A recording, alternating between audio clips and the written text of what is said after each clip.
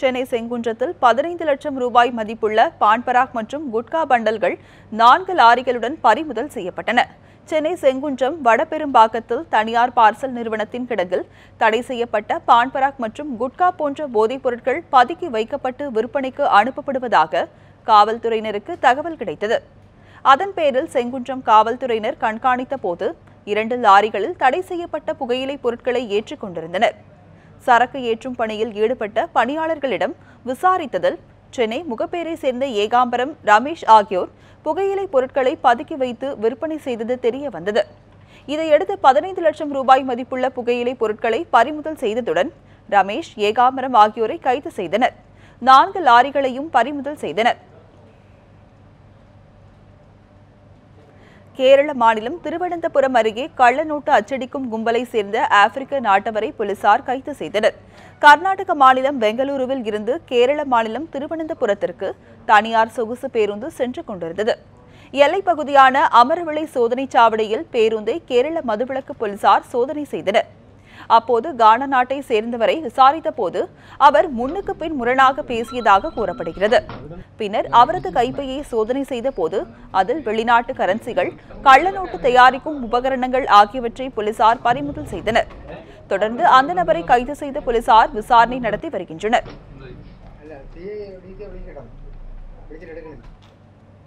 பள்ளிப்பாளையம் அருகே மில் கூலி தொழிலாளியை கொலை செய்து ரயில் தண்டவாளத்தில் வீசியது தொடர்பாக ரயில்வே போலீசார் விசாரணை நடத்தி வருகின்றனர்.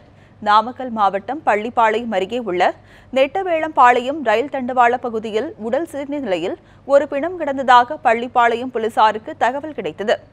இதனையடுத்து ஈரோடு ரயில்வே போலீசாருக்கு தகவல் அளித்து அவர்களுடன் சென்ற காவல்துறையினர் சிதறி கிடந்த உடல் பாகங்களை சேகரித்து உயிரிழந்த நபர் யார் என விசாரணை மேற்கொண்டனர்.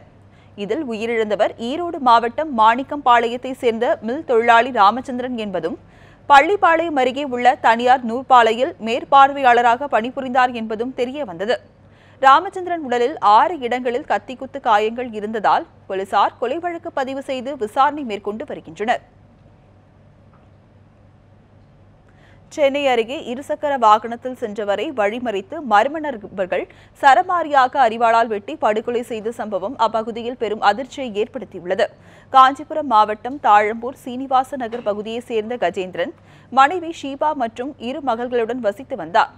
இந்நிலையில் இவர் நேற்றிரவு தாழம்பூர் சிறுசேரி சாலையில் இருசக்கர வாகனத்தில் சென்றுள்ளார்.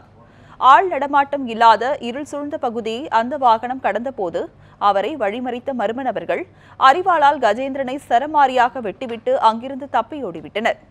உயிருக்கு போராடிய கஜேந்திரன் சாலையோரத்தில் கிடந்ததை பார்த்த பொதுமக்கள் தாழம்பூர் காவல் நிலையத்திற்கு தகவல் அளித்தனர். இந்த சம்பவத்தில் கஜேந்திரன் அந்த இடத்திலேயே உயிரிழந்தார். கஜேந்திரன் எந்த பிரச்சனையிலும் ஈடுபடுபவர் அல்ல என தெரிவித்த அவரது மனைவி மற்றும் உறவினர்கள் உடலின் அருகே சூழ்ந்து கொண்டு கதறி எழுந்தனர். தாழம்பூர் போலீசார் விசாரணை நடத்தி வருகின்றனர். சொத்து பிரச்சனையில் மாமியாரை கட்டையால் அடித்து கொலை செய்த மருமகளை போலீசார் கைது செய்தனர். செங்கோட்டை அடுத்து பகவதிபுரத்தை சேர்ந்த ருக்மணியின் கணவர் உயிரிழந்ததால் அவர் தனியாக வசித்து வருகிறார். திருமணமான அவரின் மகன் குமார் அதே பகுதியில் வசித்து வருகிறார். இதனிடையே ருக்மணி கட்டிலில் இருந்து கீழே விழுந்துவிட்டதாக தெரிவித்த குமாரின் மனைவி வசந்தி அவரை மருத்துவமனையில் அனுமதித்துள்ளார். சிகிச்சை பலனின்றி ருக்மணி உயிரிழந்த நிலையில் சொத்து பிரச்சனையில் வசந்தியே தனது மாமியாரை கொலை செய்தது போலீசாரின் விசாரணையில் தெரிய வந்துள்ளது. சென்னை வண்டலூரில் திருமண வீட்டிற்கு வந்த விவசாயியை மர்ம நபர்கள் கத்தியால் குத்தி கொலை செய்தனர். அரக்கோணம் புளியந்தாங்கல் பகுதியைச் சேர்ந்த விவசாயி ஹரிதாஸ் வண்டலூர் வாலஜாபாத் சாலையில் உள்ள திருமண மண்டபத்தில் நேற்று நடந்த திருமண நிகழ்ச்சிக்கு வந்திருந்தார். இந்நிலையில் செல்போன் அழைப்பு வந்ததால் மண்டபத்தை விட்டு வெளியே வந்த போது ஹரிதாஸை மர்ம நபர்கள் கத்தியால் குத்தி கொலை செய்தனர். தகவல் அறிந்து வந்த போலீசார் சடலத்தை கைப்பற்றி பிரேத பரிசோதனைக்காக அரசு மருத்துவமனைக்கு அனுப்பி வைத்தனர். மேலும் தப்பியோடிய கொலையாளிகளை தேடி வருகின்றனர். ஆரணி அருகே தனியார் பள்ளியில் சிசிடிவி கேமராவை உடைத்து 10 லட்சம் ரொக்கத்தை மர்ம நபர்கள் கொள்ளையடித்து சென்றனர். திருவண்ணாமலை மாவட்டம் ஆரணி அடுத்து இரும்பேடு கிராமத்தில் செயல்படும் தனியார் பள்ளியில் 1000க்கும் மேற்பட்ட மாணவிகள் பயின்று வருகின்றனர். நேற்று விடுமுறை என்பதால் பள்ளிக்கு யாரும் வரவில்லை. இன்று காலை பள்ளி காவலர்கள் பள்ளிக்கு சென்று பார்த்தபோது கதவு திறக்கப்பட்டிருப்பது கண்டு அதிர்ச்சியடைந்தனர். தகவல் அறிந்து வந்த பள்ளி முதல்வர் போலீசாருக்கு தகவல் தெரிவித்தனர். பீரோவில் வைக்கப்பட்டிருந்த 10 லட்சம் ரூபாய் பணம் மற்றும் சிசிடிவி, ஹார்ட் டிஸ்க் உள்ளிட்டவை கொள்ளையடித்து சென்றது தெரிய வந்தது. கைரேகை நிபுணர்கள் உதவியுடன் போலீசார் விசாரணை நடத்தி வருகின்றனர். மந்தைவெளியில் பட்டப்பகலில் முதியவரின் கவனத்தை திசை திருப்பி 70,000 ரூபாய் பணம் கொள்ளையடிக்கப்பட்ட சம்பவம் பரபரப்பை ஏற்படுத்தியுள்ளது. மயிலாப்பூர் டாக்டர் ரங்கா சாலையைச் சேர்ந்த ரங்கநாதன் மந்தைவெளி திருவேங்கடம் தெருவில் உள்ள வங்கி ஒன்றில் 70,000 பணம் எடுத்துவிட்டு தனது காரில் வைத்துள்ளார்.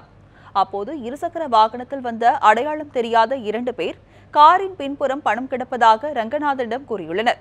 உடனே ரங்கநாதன் காரின் பின்புறம் சென்று பார்ப்பதற்குள் இருவரும் காரில் வைத்திருந்த 70,000 பணத்தை எடுத்துக்கொண்டு தப்பி சென்றனர். இதுகுறித்து முதியவர் ரங்கநாதன் மயிலாப்பூர் காவல் நிலையத்தில் புகார் தெரிவித்தார். இதையடுத்து சம்பவ இடத்திலுள்ள சிசிடிவி காட்சிகளை ஆய்வு செய்த போலீசார் விசாரணை மேற்கொண்டு வருகின்றனர். கொடைக்கானல் ஏரி சாலையில் வெளிமாநில சுற்றுலா பயணியை மானபங்கம் செய்த திண்டுக்கலை சேர்ந்த ஓட்டுநர் தங்கப்பாண்டி என்பவரை போலீசார் கைது செய்துள்ளனர். திண்டுக்கல் மாவட்டம் கொடைக்கானலில் வார விடுமுறையை கொண்டாட பல்வேறு பகுதிகளில் இருந்து சுற்றுலா பயணிகள் வருகின்றனர்.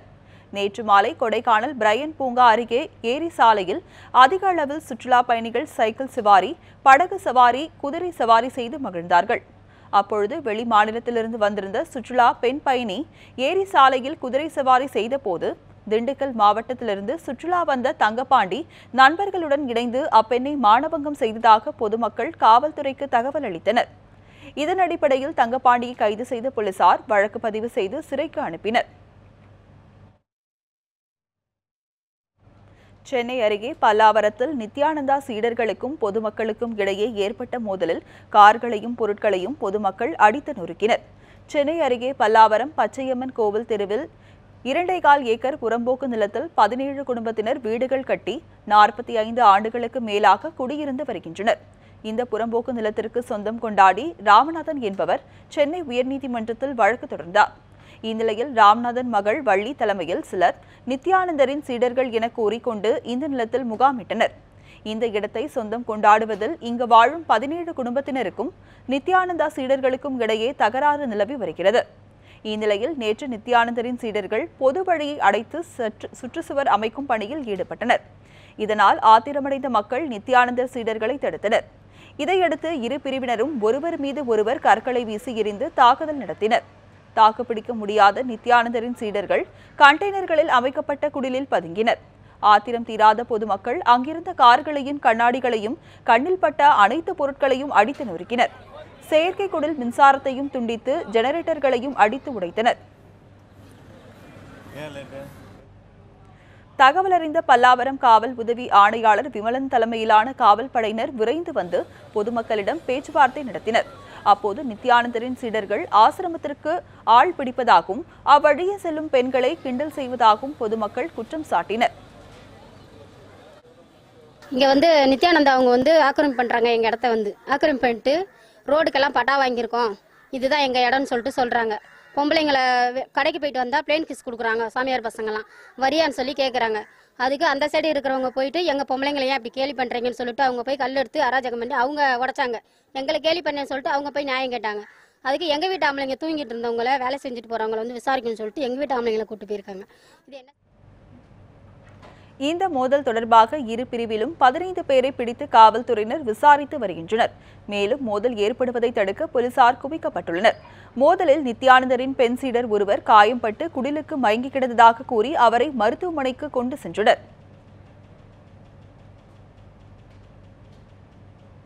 ராயப்பேட்டையில் வாட்ஸ்அப் தோழியின் புகைப்படத்தை வைத்து இளைஞரிடம் நூதன முறையில் பண மோசடி செய்த பெண்ணையும் அவருக்கு உடந்தையாக இருந்த கணவரையும் போலீசார் கைது செய்துள்ளனர். சென்னை ஐஸ் ஹவுஸ் டீ போர்ட் தெருவைச் சேர்ந்த தயாநிதி அதே பகுதியில் வாசனை பொருட்கள் வியாபாரம் செய்து வருகிறார். ராயப்பேட்டை சாந்தா சாஹிப் தெருவைச் சேர்ந்த இப்ராஹிம் என்பவரது மனைவி யாஸ்மின் என்பவர் தயாநிதி வீட்டில் முன்பு குடியிருந்ததாக கூறப்படுகிறது. இந்நிலையில் கடந்த சில மாதங்களுக்கு முன் தயாநிதியிடம் யாஸ்மின் தனது தோழி பிரியா என்பவரது தாயார் புற்றுநோயால் அவதிப்படுவதாக கூறி பண உதவி தேவைப்படுவதாக கேட்டுள்ளார். பின்னர் பிரியா என்கிற பெயரில் ஒரு போலியான வாட்ஸ்அப் கணக்கு ஏற்படுத்தி அதில் தனது தோழியான ரேவதி என்பவரது படத்தை வைத்து அதன் மூலம் தயாநிதியிடம் நட்பாக பழகியுள்ளார். பின்னர் தயாநிதியை காதலிப்பதாக யாஸ்மின் தெரிவித்துள்ளார். பிரியான்ற நம்பரில் இந்த ரேவதின்றவங்க வாட்ஸ்அப்லேருந்து ஃபோட்டோ எடுத்து எனக்கு அனுப்பி இவங்க தான் பிரியான்னு சொல்லி என்கிட்ட பேசி வாட்ஸ்அப்லேயும் சேட் பண்ணி என்னுடைய பணத்தை வந்து பிடிங்கிட்டாங்க. எவ்வளோ மாதமாக அது மாதிரி குறைஞ்சி ஒரு 2 மாதம் 2லேருந்து 2.5 மாதத்துக்குள்ள.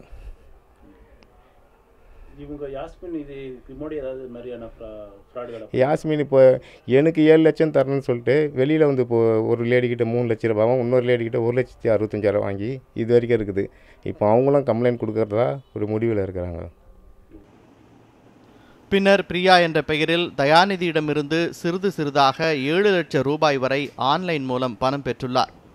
இந்த நிலையில் தாம் கொடுத்த பணத்தை திரும்ப தரும்படி தயாநிதி கேட்டுள்ளார். இதையடுத்து யாஸ்மின் தனது கணவர் இப்ராஹிம் துணையோடு அதே பகுதியில் வசிக்கும் தோழி ரேவதி வீட்டிற்கு சென்று அவரின் செக் புத்தகத்தை திருடியுள்ளனர்.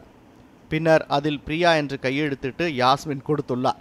இதில் சந்தேகமடைந்த தயாநிதி வங்கியில் விசாரித்த போது அது ரேவதி என்பவருடைய காசோலை என்பது தெரிய வந்தது.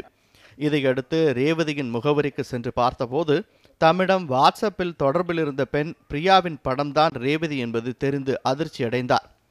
இதைத் தொடர்ந்து ரேவதியும் தயாநிதியும் ராயப்பேட்டை மற்றும் ஐசவுஸ் காவல் நிலையங்களில் புகார் கொடுத்தனர். பிரியான்ற பேரில் அவங்களுக்கு அக்கௌண்ட்டே கிடையாது. நம்ம பார்த்தா அது சுவாதின் திரும்பி என்னம்மா பிரியா அந்த பொண்ணு பேர் பிரியா கிடையாதுன்னா சுவாதின்னு சொல்லிட்டு 2 செக்கு கொடுக்குறாங்க. அம்மா நான் HDFC பேங்க்கில் வந்து விசாரித்தோன்னே அந்த அக்கௌண்ட் நம்பருக்கு ரேவதின்ற பேரில் தான் உண்மையான அக்கௌண்ட் இருக்குதுன்னு. நம்ம திரும்பி என்னம்மா அந்த அக்கௌண்ட் வந்து ரேவதின்ற பேரில் தான் இருக்குன்னு திரும்பி ரேவதின்ற பேரில் 2 செக்கு கொடுக்குறாங்க. அம்மா எனக்கு டவுட் ஆகி காவல்துறை துணை ஆணையாளர் DC கிட்ட கம்ப்ளைண்ட் கொடுத்து நடவடிக்கை எடுத்தாங்க. இருவரும் கொடுத்த புகாரின் பெயரில் ராயப்பேட்டை போலீசார் யாஸ்மின் மற்றும் அவருக்கு உடந்தையாக இருந்த அவரது கணவர் இப்ராஹிமை கைது செய்தனர். அவர்களிடம் நடத்திய விசாரணையில் யாஸ்மின் இதுபோன்று பல ஆண்களை போலி வாட்ஸ்அப் எண்கள் மூலம் ஏமாற்றியது தெரிய வந்தது. இதையடுத்து யாஸ்மின், இப்ராஹிம் ஆகியோர் சைதாப்பேட்டை நீதிமன்றத்தில் ஆஜர்படுத்தப்பட்டு புழல் சிறையில் அடைக்கப்பட்டனர். நியூஸ் 7 தமிழுக்காக செய்தியாளர் மணிகண்டன்.